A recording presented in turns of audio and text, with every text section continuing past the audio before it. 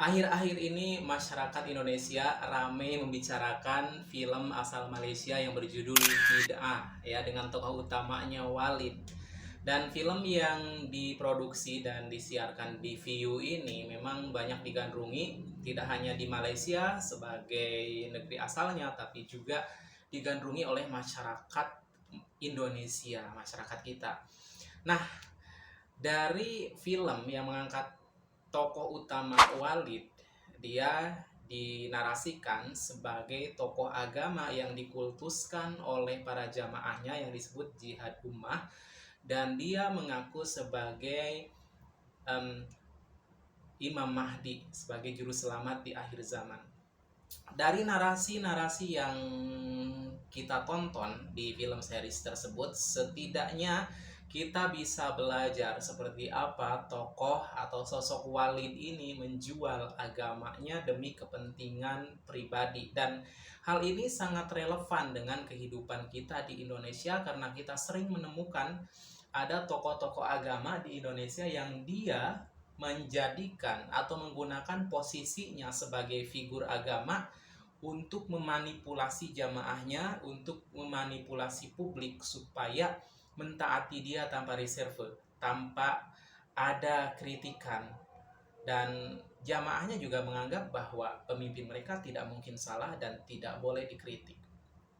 Nah, di dalam film ini tentunya kita masih terngiang-ngiang ya di kepala kita saking seringnya disebut-sebut di medsos dan juga di terutama di TikTok, di Reels gitu ya. Pejamkan mata kalian dan bayangkan wajah Walid. Sebenarnya kalimat ini tuh bukan mengada-ngada, bukan fiksi. Karena pada kenyataannya di masyarakat kita, masyarakat muslim tentunya, ada loh orang yang percaya bahwa ketika mereka berzikir, mereka harus membayangkan wajah mursyidnya. Nah, ini kepercayaan keliru ya, bukan keliru lagi, sesat menurut saya ya. Kepercayaan sesat di kalangan orang-orang sufi, di mana sebagian orang-orang sufi sih ya, nggak semuanya, di mana di antara mereka ada yang menganggap mursyid mereka atau guru mereka itu adalah sosok yang maksum, tidak mungkin salah. Dan sosok mursyid-mursyid mereka ini adalah perantara mereka menuju Allah dan Rasulullah. Jadi mereka menganggap ketika mereka mentaati mursyid, otomatis mereka mentaati Allah dan Rasul. Jadi ketika mereka mengikuti semua arahan mursyid, mereka berarti mengikuti ajaran agama.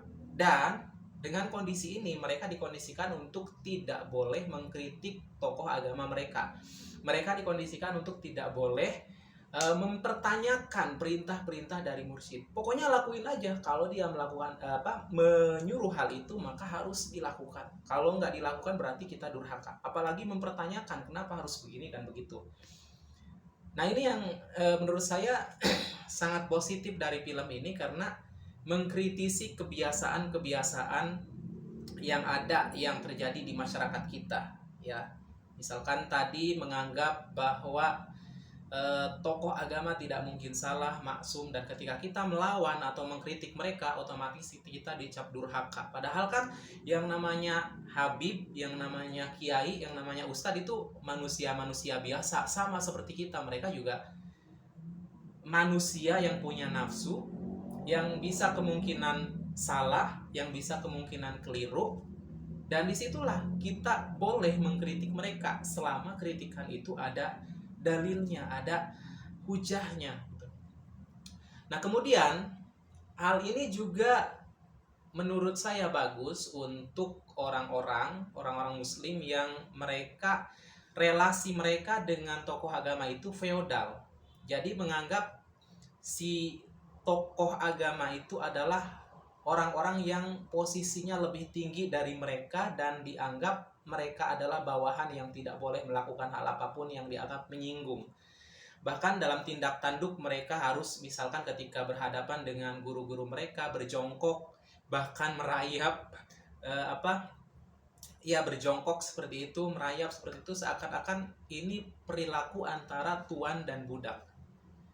Kita pernah melihat di pesantren-pesantren di daerah Jawa ya, ada santri-santri yang dia tuh ketika lewat di hadapan kiainya, dia tuh jongkok banget gitu, jongkok, bahkan perilaku-perilaku yang sebenarnya ini tidak pernah diajarkan oleh Rasulullah SAW dan para sahabat gitu. Nah, yang lebih menariknya lagi, ada pihak-pihak yang merasa tersinggung oleh film ini. Di antaranya misalkan Laskar Aswaja Aceh.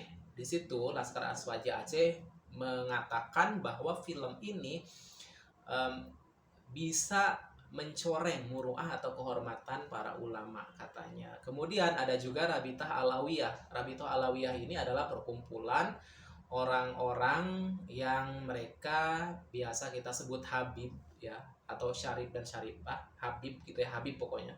Nah, mereka punya perkumpulan, punya organisasi Rabithah Alawiyah. Nah, Rabithah Alawiyah ini juga mengkritik film ini dengan dalih bahwa film ini bisa menyebabkan umat jauh dari agama karena di dalam film ini katanya ulama dikonotasikan dengan konotasi yang jelek. Sebenarnya menurut saya ini ketakutan yang berlebihan dan tidak berdasar.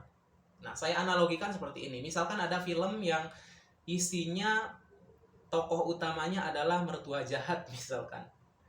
Nah, kita tentunya paham bahwa nggak semua mertua itu seperti itu.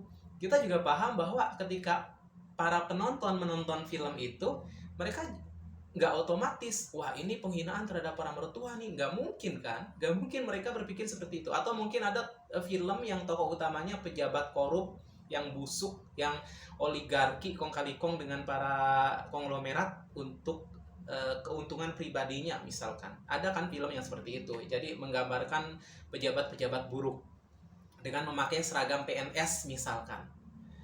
Apakah lalu pemerintah akan menolak film itu dan menganggap film itu memframing PNS dengan framing yang buruk? Tentunya enggak, karena kita para penonton, para produser dan juga pemerintah ya sama-sama paham bahwa yang digambarkan di film itu adalah pejabat-pejabat buruk.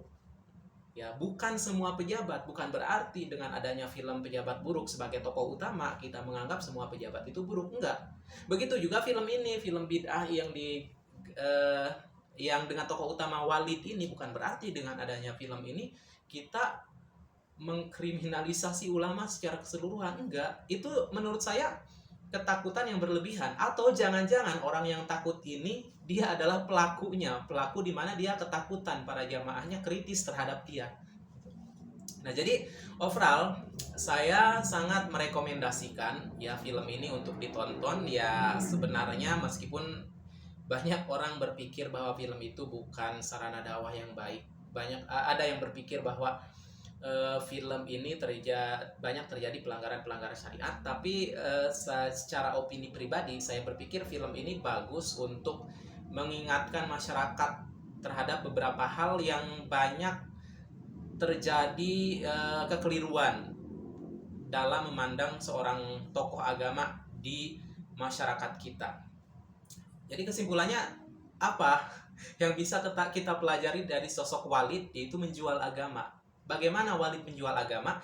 Yang pertama, Walid menjual agama dengan jalan dia menggunakan kekuasaannya, otoritasnya untuk mempengaruhi dan menyesatkan jamaahnya dengan doktrin harus taat kepadanya tanpa reserve. Kemudian yang kedua, ketika dia sudah mendapatkan ketaatan penuh dari jamaahnya, maka dia gunakan ketaatan itu untuk keuntungan pribadinya. Keuntungan pribadi dari menjual agama itu apa? Ya dia menjual ayat-ayat Allah, menjual hadis untuk keuntungan nafsu syahwatnya, untuk keuntungan duniawinya, isi perutnya. Banyak kan ulama-ulama seperti itu, dia menjual ayat dan dalil-dalil untuk keuntungan duniawinya.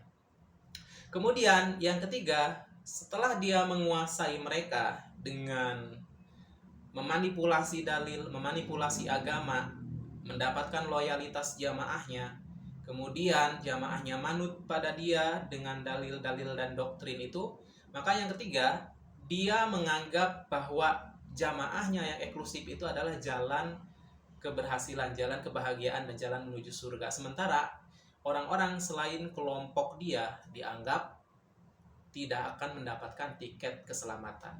Nah itulah jualan agama yang diperkenalkan tokoh Walid di dalam film Bid'ah.